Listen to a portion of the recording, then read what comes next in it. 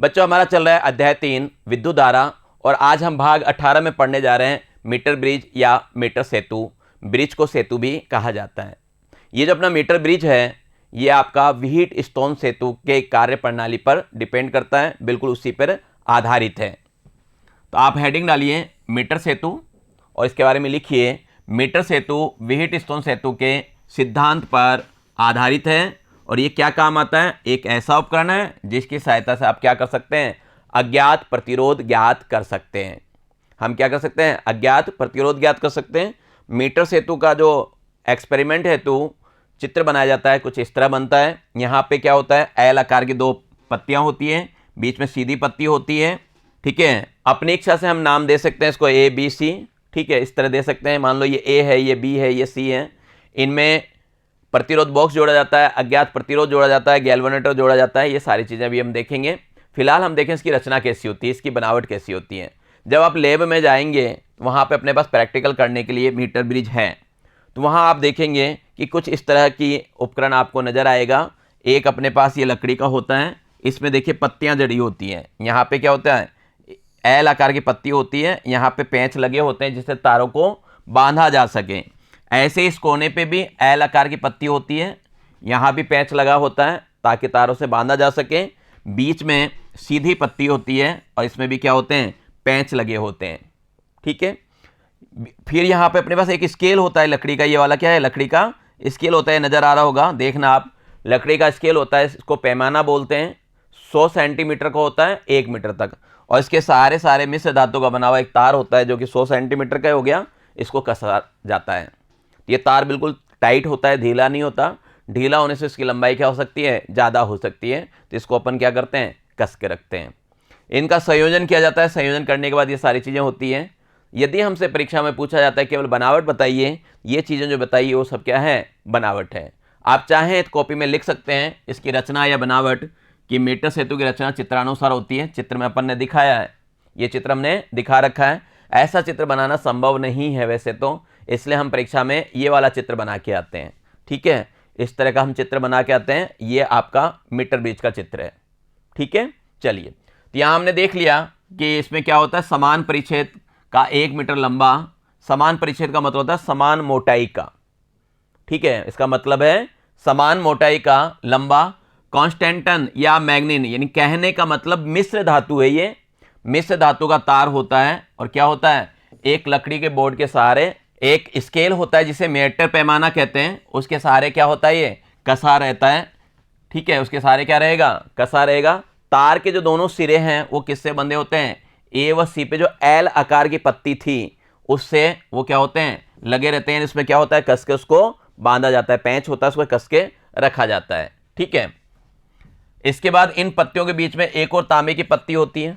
बताया था आपको, बीच में सीधी एक तांबे की पत्ती होती है जिसपे क्या होते हैं, 3 पेंच लगे होते हैं। उस पे क्या होते हैं, 3 पेंच लगे होते हैं। यहाँ पे ये वाला एक पेंच यहाँ पे होता है, एक पेंच यहाँ पे होता है, और एक पेंच क्या होता है, यहाँ पे होता है। इस तरह इसमें क्या होते हैं, 3 पेंच लगे होते हैं। ये भी तांबे की पत्ती होती है। ठीक है, चित्र में आप चाहें तो आप अपने हिसाब से इनके नाम क्या कर सकते हैं, ए बी सी डी, ये सारे चारों बिंदुओं को व्यक्त किया जा सकता है। ए बी सी डी आप अपने हिसाब से दे सकते हैं, कोई दिक्कत नहीं है। ठीक है, इसके बाद हम क्या करते हैं, इसमें एक सुग्राही धारामापी भी जोड़ा जाता है, गैल्वेनोमीटर जोड़ा होता है। और इसका दूसरा सिरा क्या होता है, एक विसर्पी कुंजी होती है, सर्पी कुंजी होती है, उससे जुड़ा होता है। देखिए सर्पी कुंजी क्या होता है, ये वाला। इसको रख के हम क्या करते हैं, गैल्वेनोमीटर में विक्षेप देखते हैं। समझ रहे हो बात को, यहाँ से जुड़ा होता है, इससे क्या करते हैं, गैल्वेनोमीटर में विक्षेप देखा जाता है। कहाँ पे जीरो आया ये चीज़ देखा जाता है। तो ये आपका क्या था, ये जो सर्पी कुंजी थी वो कहाँ होगा, तार ए सी के सारे खिसकेगा, इसी से क्या होगा, विक्षेप का पता चलेगा। बिंदु बी का हमें क्या होता है, मालूम चलता है। ये सारी जो थी हमारे मीटर ब्रिज की बनावट थी। लिख भी सकते हो आप, अभी ज़रूर आपको मतलब सुनने में अजीब सा लग रहा होगा, लेकिन अगर आप एक बार लैब में जाते हैं, उस एक्सपेरिमेंट को करते हैं और देखते हैं, ये चीज़ आपको याद हो जाएगी, क्योंकि वहाँ पे हमारे क्या है, प्रैक्टिकल भी करना है। ठीक है, तो अपने को बनावट तो समझ में आ गई। अब अपन देखना चाहते हैं कि परिपथ कैसा होता है और प्रयोग कैसे करते हैं। यहाँ पे देखो परिपथ बनाया हुआ है, सेम वही चीज़ है। ये एल आकार वाली पत्ती है, ये बीच वाली है, और ये भी क्या है, एल आकार की पत्ती है। अब देखिए कैसे किया जाता है। आप बिंदु के नाम कुछ भी दे सकते हैं, कोई वो दिक्कत नहीं है, ABCD कैसे भी दे सकते हैं। यहाँ पे सबसे पहले तो आपको बता दिया था कि ये वाला जो होता है ये हिस्सा है ना, और इधर वाला होता है, इसको इसमें क्या जोड़ते हैं, तार जोड़ते हैं, मिश्र धातु को बना हुआ तार जोड़ते हैं। फिर यहाँ से ये वाला जो हिस्सा है इससे एक प्रतिरोध बॉक्स जोड़ा जाता है, एक सिरा इससे जोड़ देते हैं और एक सिरा इससे जोड़ देते हैं।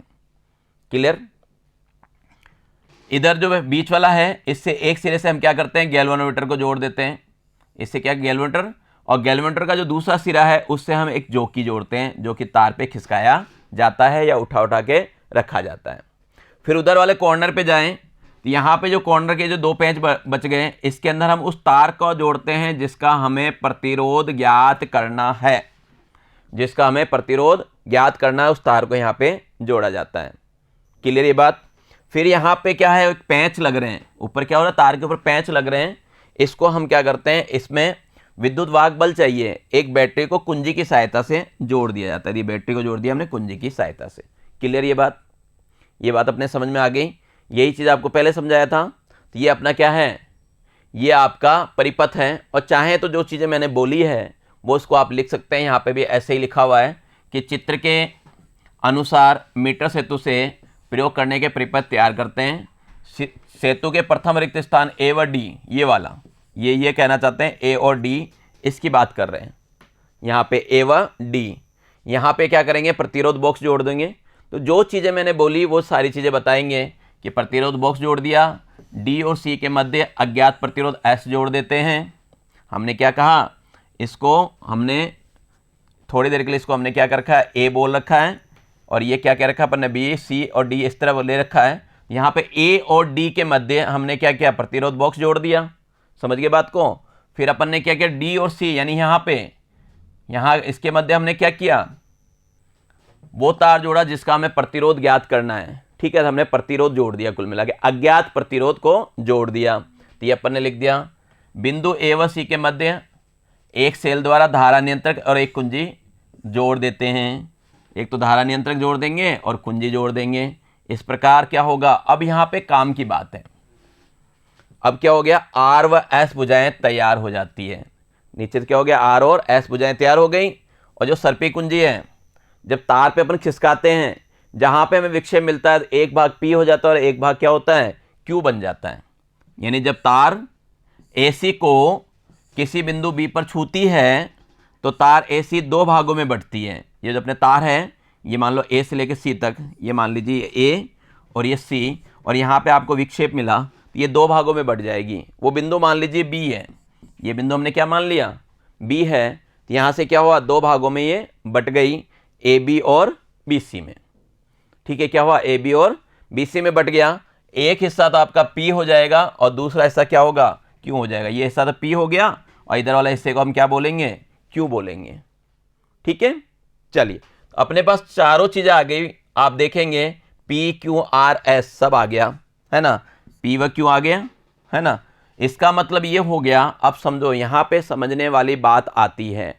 सपोज कीजिए यहाँ से लेके यहाँ तक की दूरी L आई, कितनी आ गई अपने पास, ये दूरी आ गई अपने पास L। अब उधर वाली दूरी कितनी होगी, यहाँ से लेके, समझना इस बात को, यहाँ से लेके यहाँ तक की दूरी तो कितनी आ रही है अपने पास, L आ रही है। टोटल दूरी कितनी है, 100 है, तो बच गई कितनी, 100 माइनस L बच गई। यानी एक तो L होता है, दूसरा 100 माइनस L होता है। एक तो क्या होता है, L होता है, दूसरा 100 माइनस L होता है। तो कहने का मतलब अपने पास जो P और Q आए हैं, तो P तो आपका क्या हो जाएगा, PL हो जाएगा, और Q क्या होगा, 100 माइनस L होगा। P तो L हो जाएगा और Q कितना होगा अपने पास, 100 माइनस L होगा। बस ये बात है, अगर आपके समझ में आ गई तो सब कुछ हो जाएगा। ठीक है, अब हम क्या करते हैं, जो प्रतिरोध बॉक्स है, जो हमने प्रतिरोध बॉक्स लगा रखा है, उसमें से कुछ प्रतिरोध निकालते हैं। ठीक है, प्रतिरोध निकालते हैं और कुंजी लगा के, ठीक है, ताकि क्या हो, परिपथ चालू हो जाए। तो कुंजी को बंद करते हैं, और जो अपने पास सर्पी कुंजी है, जोकी जिसे बोला जाता है, सर्पी कुंजी को जोकी भी कहा जाता है, उसको तार पे खिसकाइए धीरे धीरे। तो दाएं या बाएं कहीं भी लो, लाना कहाँ है, बी बिंदु ज्ञात करना है, जहां पे क्या हो, गैल्वेनोमीटर जिसको धारा मापी कह रहे हो, उसमें शून्य विक्षेप आ जाता हो। अपन को खिसकाना है ऐसी जगह लाके छोड़ना है जहां पे विक्षेप क्या हो, शून्य प्राप्त हो जाए। सपोज कीजिए कहीं पे भी आ गया, कहीं पे भी आ सकता है, लेकिन ये बात ध्यान रखना कि अगर विक्षेप वहां पे शून्य प्राप्त हो रहा है तो विभवांतर क्या हो गए, बराबर हो गए, इधर और इधर बी बिंदु पे। तो इसका मतलब बी और डी पे क्या हो गए, विभवांतर बराबर हो गए। इसको हम बोलते हैं संतुलन की स्थिति। ये सेतु का क्या होता है, संतुलन की स्थिति होता है। वी बी बराबर क्या होता है, वी डी होता है। कुछ याद आ रहा है? हमने व्हीट स्टोन सेतु में भी यही कार्य किया था, वहां पे आई जी को 0 कर दिया था, याद आया कुछ? बिल्कुल। तो वहां पे क्या हो गया, वी बी और वी डी क्या हो गया, बराबर हो गया। तो इसका मतलब क्या हो गया कि बिंदु बी की स्थिति पढ़कर तार के दो भाग बढ़ गए अपने पास, ए बी और बी सी। मान लो बी पे कोई भी आया, यहाँ पे अपने पास क्या हो गया, रखा हमने, शून्य प्राप्त हो गया। इसकी स्थिति पढ़ लो यहाँ पे। सपोज कीजिए यहाँ पे जैसे मेरे को दिख रहा है ये 51 दिख रहा है। सपोज कीजिए कितना दिख रहा है, 51 दिख रहा है। तो 51 दिख रहा है तो पी का मान तो 51 सेंटीमीटर आ गया, और क्यू का मान क्या आ गया, 100 में से 51 घटा दूंगा 49 सेंटीमीटर आएगा। कितना आएगा, 49 सेंटीमीटर आ जाएगा। क्लियर ये बात? वैसे तो आजकल जो मीटर ब्रिज आ रहे हैं उसमें दोनों पैमाने लिखे होते हैं, ऊपर से भी होता है और इधर से भी होता है, तो बिना घटाए भी पढ़ लिया जाता है। वो पैमाना हम बिना घटाए भी पढ़ सकते हैं, लेकिन घटा के देख लेना चाहिए। चलिए, ये बात समझ में आ गई। इसका मतलब ये हुआ आपको ए बी और बी सी की लंबाइयाँ पता चल गई। ठीक है, अगर ए बी की लंबाई L है तो सीधी सी बात है बी सी की लंबाई कितनी होगी, 100 माइनस L हो जाएगी। क्लियर? अब अपन क्या करते हैं, ये मानते हैं कि तार की जो एकांक लंबाई का प्रतिरोध है वो सिग्मा है, तो L लंबाई का प्रतिरोध कितना होगा, सिग्मा L, यानी P का मान कितना हो गया, सिग्मा L। 100 माइनस L लंबाई का प्रतिरोध कितना होगा, तो सीधी सी बात है सिग्मा 100 माइनस L होगा। ये तो होगा। मुझे चाहिए P अपॉन Q, पता ही होगा क्योंकि हम जानते हैं P अपॉन Q बराबर R अपॉन S होता है। तो ये चाहिए P अपॉन Q, तो बच्चों ये आ गया आपके पास P अपॉन Q कितना, L बटे में 100 minus L। P upon Q आ गया L बटे में 100 माइनस L। क्लियर ये बात? चलिए, हम जानते हैं कि संतुलन की अवस्था में P बटा Q बराबर होता है R बटा S। तो मैं क्या कर सकता हूं, P की जगह L और Q की जगह क्या लिख सकता हूं, 100 माइनस L लिख सकता हूं। तो ये लिख दिया मैंने। P की जगह क्या किया, P की जगह अपन ने पहले तो इसको क्या किया, S वाला सूत्र बना लिया। देखिए यहाँ पे ये है, यहां से हमने क्या किया, S का सूत्र बना लिया, और S का सूत्र बना के P की जगह तो L रख दिया और Q की जगह क्या किया, 100 माइनस L रख दिया। इससे अब आप अज्ञात प्रतिरोध ज्ञात कर सकते हो, क्योंकि L दिख रहा है आपको किस बिंदु पे है। ठीक है, R आप खुद ही क्या कर रहे हैं, प्रतिरोध निकाल रहे हैं। तो इस प्रकार क्या होगा, सब कुछ अपन ज्ञात कर सकते हैं। यहाँ पे जो R है प्रतिरोध में लगाया गया क्या है, प्रतिरोध जो बॉक्स है आपका उस पर जो आपने प्रतिरोध लगाया गया है वो है। तो कुल मिला के हमें क्या हो गया, इस सहायता से अज्ञात प्रतिरोध की गणना की जा सकती है। अब हम क्या कर सकते हैं, अज्ञात प्रतिरोध की गणना आसानी से कर सकते हैं। ये पूरा का पूरा प्रैक्टिकल अपने को फिजिक्स लैब में जाके करना होता है और परीक्षा में भी प्रैक्टिकल आता है। क्लियर है बात? लेकिन जब आप प्रैक्टिकल करने जाते हैं तो वहाँ पे कुछ सीमाएं होती है, कुछ सावधानियां होती है, वो ध्यान में रखना चाहिए। और जब हम प्रैक्टिकल करते हैं तो वहाँ लिखते भी हैं सावधानियां। तो चलिए, वहाँ पे सावधानियां ध्यान में रखनी चाहिए। यहाँ पे देखो सावधानी क्या है, जो आपका मीटर बेस था वहाँ पे हमने क्या किया, कोनों पे लगा रखा था एक पीतल की पत्ती या तांबे की पत्ती, उसका तो कुछ प्रतिरोध होगा, लेकिन हम यहाँ क्या करते हैं, उसको गणना में काम में नहीं लेते हैं। उसको हम क्या करते हैं, गणना में काम में नहीं लेते, इसे हम अंत्य प्रतिरोध कहते हैं। ठीक है, तो इसका मतलब जो आपने गणना में काम में नहीं लिया, कुछ ना कुछ तो होगा प्रतिरोध। तो आपने जो अज्ञात प्रतिरोध ज्ञात किया वो आपको शुद्ध प्रतिरोध नहीं मिलेगा। ठीक है, शुद्धता से ज्ञात नहीं किया जा सकता, यानी पूर्णतः शुद्ध प्राप्त नहीं होगा। ठीक है, तो इसके लिए क्या होता है, जो छोटे प्रतिरोध हैं उसके माप के लिए मीटर सेतु में क्या चाहिए, सुधार की आवश्यकता है। और इसको सुधार करके जो बनाया गया तो नया बना अपने पास कैरी फास्टर सेतु। इसको सुधार करके बनाया गया और शुद्ध मान आ जाए तो उसके लिए क्या बना, कैरी फास्टर सेतु। अपन कैरी फास्टर सेतु के बारे में नहीं पढ़ेंगे क्योंकि हमारे ये सिलेबस में नहीं है। समझ गए बात को? चलिए और देखें और क्या सावधानी रखनी चाहिए, है ना। कई बार क्या होता है, वो जो तार होता है ना, तार के कॉर्नर पे मीटर का शून्यांक सही सेट नहीं होता है। शून्यांक सही सेट नहीं होता। आपने स्केल देखा होगा, आप लोगों का जो स्केल होता है, जैसे ये स्केल होता है, पहली लाइन यहाँ से शुरू होती है। मान लीजिए पहली लाइन यहाँ से शुरू हो रही है, तो हमें यहाँ से नापना चाहिए। हमें क्या करना चाहिए? यहाँ से ही नापना चाहिए। लेकिन हम क्या करते हैं, कई बार यहाँ से नाप देते हैं। भाई स्केल में अगर लाइन यहाँ से शुरू हो रही है लेकिन आपने यहाँ से नापना शुरू कर दिया, अगर हमने यहाँ से नापा तो गलत हो गया ना। तो मीटर ब्रिज में भी कई बार ऐसा होता है, वहाँ पे शून्यांक सही जगह नहीं होता है। ठीक है, जब वो शून्यांक सही जगह नहीं है, या फिर हम जो कुंजी रखते हैं उसका माप सही नहीं देख पाते, टेढ़ा रख के चेक कर लेते हैं, कुल मिला के शून्यांक की गलती हो सकती है। शून्यांक की क्या होती है? गलती हो सकती है। शून्यांक की गलती हुई, जैसे मान लो अपना तो कहते हैं जो कि क्या होना चाहिए था, 52 पे दिखना चाहिए, लेकिन हमने गलती से हमें क्या दिखा, वो 51 दिखा। गलती से हमें क्या दिखा? 51 दिखा, तो हो गई ना गलती। तो ऐसी गलतियां नहीं करनी चाहिए, इन त्रुटियों को दूर करना चाहिए। शून्यांक की गलती पूछा जाता है परीक्षा में, शून्यांक की गलतियां दूर करने के लिए क्या करना चाहिए? तो दोनों को आपस में बदल देते हैं। किस किस को बदलते हैं?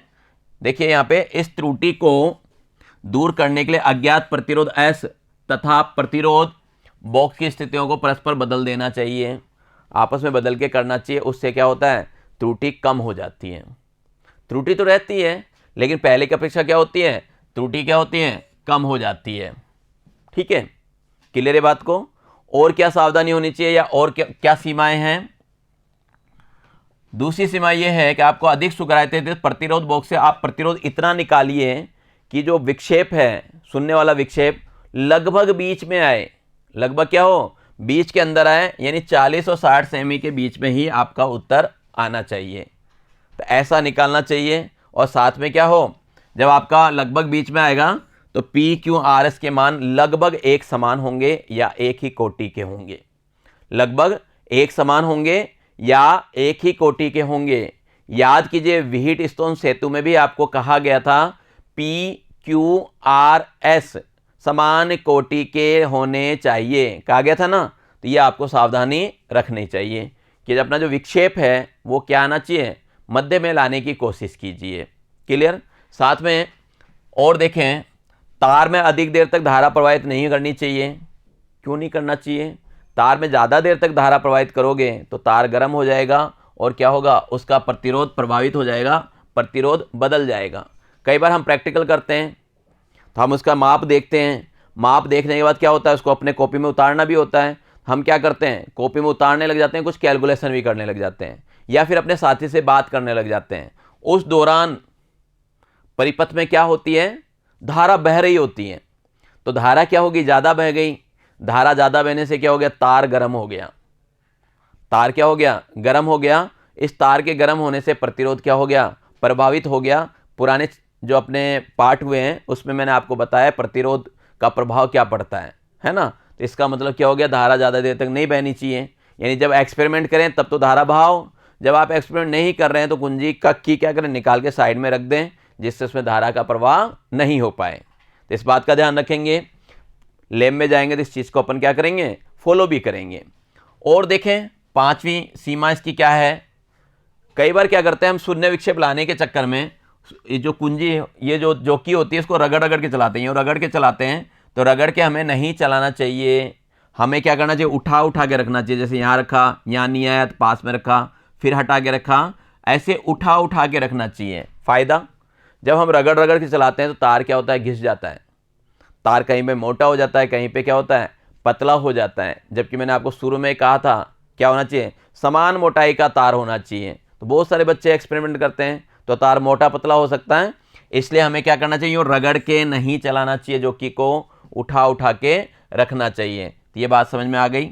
सर्पी कुंजी, जिसे विसर्पी कुंजी या जोकी कहा जाता है, जोकी भी कहते हैं, जैसे रिप्रेजेंट करते हैं, तार पर रगड़ कर नहीं चलाना चाहिए।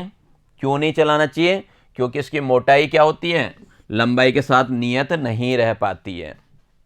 ठीक है, लास्ट इसकी सीमा देखें क्या होता है।